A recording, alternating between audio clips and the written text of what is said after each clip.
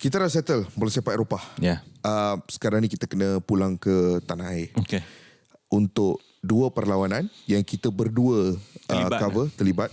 Perlawanan ACL JDT menentang Kawasaki Frontale dan perlawanan AFC Cup di mana Terengganu menentang Central Coast Mariners. Hari ini malam nanti ada lagi game Sabah lawan Hougang. Tapi sebelum kita tak sempat lah nak bicarakan Sabah sebab game tu berlaku selepas rancangan hari ini. Tapi dalam konteks perlawanan hari ini ataupun dua perlawanan yang telah pun berlangsung, kita nak mula dengan mana? Kita mula dengan JDT. Kawasaki Frontale. Prestasi JDT dalam perlawanan ini sebenarnya bagi aku melayakkan diorang untuk mendapatkan kemenangan. Cara mereka menangani Kawasaki Frontale, cara mereka menggerakkan serangan. Cuma hari tu ada dia, yelah, bila sampai pentas ACL ni kadang-kadang dia the fine details Satu je kesilapan hang lakukan, satu kali je hang switch off defensively, dah hang bagi ruang kat Masinho, dah game over dah. Masa hari itu ada banyak orang yang mempersoalkan tindakan Shihan Azmi yang keluar untuk cuba mendapatkan bola tersebut. Pandangan aku, immediate reaction aku, sebab aku tengok game tu live kat rumah. Immediate reaction aku tak akan salahkan 100% Shihan Azmi. Mungkin ada masalah komunikasi dan untuk aku salahkan Jody Ahmad ataupun Shane Lowry juga pun susah juga. Sebenarnya aku rasa Juan Muniz yang tak track Masinho. Kalau kita tengok in the bigger picture, mungkin final detail tadi tu ada di situ. Dan juga ada beberapa contoh di mana ketika JDT dalam posisi ofensif, mereka selalu clinical, sangat konsisten menjaringkan gol. Tetapi kegagalan untuk mereka menjaringkan gol pada malam tersebut bukan sebab tidak ada penciptaan peluang, Kish, tetapi lebih kepada masalah finishing pada malam tersebut. Dan nak kata diorang terlalu tumpul pun tak juga. Banyak on target, cuma berdepan dengan penjaga gol, bekas penjaga gol Piala Dunia Korea Selatan. Agak susah untuk Arif Aiman chip bola tu atas dia lah. Dan aku rasa sebenarnya Kawasaki Frontale defensively beraksi dengan sangat baik hari defensively itu. sound. Sangat baik hari itu. Especially dua centre back mereka yang menangani Bergson, Heberty dan juga even Diogo yang masuk pada babak kedua. Ketiga-tiga pemain ni susah nak dapat ruang to the point where majority rembatan yang dilakukan oleh JDT itu banyak datang dari luar kotak penalti. And benda ni bukan kritik terhadap JDT, it's lebih kepada pujian terhadap back four Kawasaki Frontale. Dan sebenarnya jurulatih Kawasaki Frontale pun mengakui bahawa pada penghujung perlawanan, dia mengakui bahawa pada babak kedua, lepas dia orang dah leading 1-0 tu, at some point dia suruh anak-anak buah dia main dengan konservatif sebab dia rasa bahaya daripada JDT ni is too much untuk dia orang ambil risiko. In fact, dia kata JDT tahun ni lagi bahaya daripada JDT tahun lepas. And dia kata that's why they had to play a bit more konservatif babak kedua untuk menghentikan serangan-serangan JDT itu. Hanya perlu 30 minit aku tengok dalam perlawanan tu untuk aku figure out apa plan mereka untuk stop Bergson dan juga Arif Aiman. Terutamanya Arif Aiman. Han tahu macam mana cara dia. Jadi kapten dia yang bermain di left centre back, tak silap aku, nombor 7. Sejurus lepas salah seorang daripada left back dia ataupun defensive midfielder dia ataupun number 8 dia, mana-mana yang track Arif Aiman, sejurus selepas Arif Aiman melepasi, dia akan ada dulu. Tapi dia takkan stay lebih daripada 10 meter daripada Arif Aiman, walaupun dia seorang centre back yang harus tengok Bergson juga di hujung sana. Faham maksud aku? Jadi mereka betul-betul double up on Arif Aiman pada malam itu. Tetapi pemain terbaik JDT pada malam tersebut bagi aku secara peribadi Heberty. Aku suka pemain yang mempunyai football IQ yang tinggi. I wish Heberty was here 5 tahun lepas ketika dia masih berada di puncak. Ini walaupun dia sudah tak berada di puncak pun, kalau dia main macam ni, kalau berada di puncak dulu main macam mana, Kish? Patutlah dia record scorer di Thai League. Gila Faiz, gila. And sebab second half tu bila Diogo masuk, dia drop deeper tau. Dia main seolah-olah attacking midfielder, dia main midfield number 8 dan memberikan ruang kepada Diogo dan Bergson. Which Han tak boleh buat kalau Han tak ada kebijaksanaan bola sepak.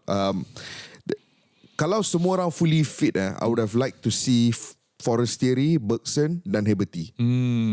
Biar Heberty main position Leandro, biar Forestieri dan Bergson yang bergerak kiri kanan. Dahsyat. Sedap. Mungkin perlawanan lawan BG Patum kita boleh realisasikan impian tersebut. Kita kena tunggu dan lihat lah apa yang JDT lakukan. Tapi either way, ini permulaan yang mengecewakan buat mereka. Aku rasa diorang takkan deny benda tu. Ada isu-isu pengadilan yang aku malas nak masuk. Kalau borak pengadil ni annoying. Tak payah. Tak payah borak penalti tu. Sebab kita semua tahu itu penalti. Itu penalti, ya. Tapi JDT ada 2 perlawanan besar, 2 away lepas ni, BG Patum dan juga Ulsan Hyundai. So kita kena tunggu dan lihat apa yang boleh mereka lakukan. Sehari selepas itu Faiz, Terengganu, Central Coast Mariners. Now, kita kena bagi konteks sikit. Central Coast Mariners kehilangan jurulatih inspirasi mereka, Nick Montgomery, ya, yang dipancing oleh Hibernian. Mereka juga kehilangan seorang pemain centre back yang terpenting musim lepas bergandingan bersama Brian Caltech. Centre back tersebut aku lupa nama dia, tapi dia berhijrah ke Sunderland. Pada waktu yang sama, top scorer mereka Jason Cummings juga meninggalkan pasukan. 30 gol satu musim. Dia siap menjaringkan dalam A-League final tu berapa biji dia skor. Lawan menang Melbourne City tu. Jason Cummings ni pula pergi ke India. Dapat tawaran yang jauh lebih lumayan di situ dan menyertai ATK Mohun Bagan. So, ini pasukan yang sedikit timpang. Tapi itu tak bermakna mereka tak ada kualiti. Dengan Marco Tulio ke Alu Cole ke Brian Caltech ke bersepah. Central Coast Mariners ni reigning A-League champions, bersepah kualiti. Tapi mereka ditundukkan oleh Terengganu, Faiz. Saya membuat analisa perlawanan tersebut bersama-sama dengan Razman Roslan dan Ahmad Syahrazad Sani. Dan ketika tengok line up tu, saya dengan Razman cakap lah yang ini semua back five ni semua lokal. Sufian, Arif Fazilah, Safwan, Kapten Terengganu dan juga Azam Azmi Murad. Semua lokal. Perlawanan pertama AFC Cup ni. Wah, excited untuk kita tengok kan. Penjaga gol pun. Jadi bila kita tengok tu separuh masa pertama tu memang disjointed. Tapi mereka sangat beruntung di masa-masa kecederaan tu Ivan Mahmud menjaringkan gol. Hampir serupa dengan timing Kawasaki Frontale menjaringkan gol ketika menentang Johor. Tetapi di separuh masa kedua, memberi kredit kepada backline pasukan Terengganu ni, mereka bangkit dan mereka lebih banyak menyerang hasil kerana ketersusunan barisan defensif tadi ni. Dan itu yang membagi masalah dekat Central Coast Mariners, aku rasa. Perlawanan tu tak best. Kalau tanya aku, perlawanan tu ugly. Tempo dia bak kata Razman Roslan, tempo dia tempo friendly. Tetapi ada kerasnya tu ada. Tapi tempo dia masih tempo friendly. Tapi salah satu sebab Central Coast Mariners masih perlawanan pertama masih belum start liga. So bagi dia orang ibarat pre-season lah. Tapi at the same time aku rasa corak permainan ke Terengganu juga hari tersebut menyukarkan situasi. So aku rasa momentum game tu sangat ugly lah bagi aku. Very ugly, very rough. Dia tak ada flow. Tapi dari perspektif Terengganu peduli apa kalau game tu tak ada flow, asal menang lah kan. Tak, kalau aku jadi penyokong Terengganu aku happy apa? Jadi lawan yang paling susah dalam grup mereka adalah CCM, adalah Central Coast Mariners. Dan hang tahu, hang sendiri pun tahu dalam format yang macam ni, ketika main di home, seboleh-bolehnya hang tak boleh keciciran mata. Jadi dia melawan Central Coast Mariners di saat Central Coast Mariners masih berada di gear kedua. Manakala Bali dengan Stallion nanti akan menentang Central Coast Mariners ketika mereka dah di gear 4 mungkin. Betul. Jadi inilah kesempatan terbaik untuk Terengganu dan Terengganu ambil kesempatan tersebut dengan kemenangan ni. Jadi kalau aku penyokong Terengganu, aku sangat-sangat happy dengan situasi tersebut. Betul. Kita ucapkan supaya kelab-kelab Malaysia kita boleh terus Sabah Melani, kita ucapkan selamat berjaya juga. Betul. Sabah, Terengganu, JDT. Kita nak tengok pasukan Malaysia melangkah sejauh mungkin di kejohanan bola sepak Asia ni. Dan aku just nak cakap lah, penyokong kat rumah, ni kejohanan berstatus Asia. Kalau korang duk Kuala Terengganu tu, pergilah tengok. Game-game ni. Sebab hari tu lawan dengan Selangor boleh penuh. Lawan Selangor boleh penuh.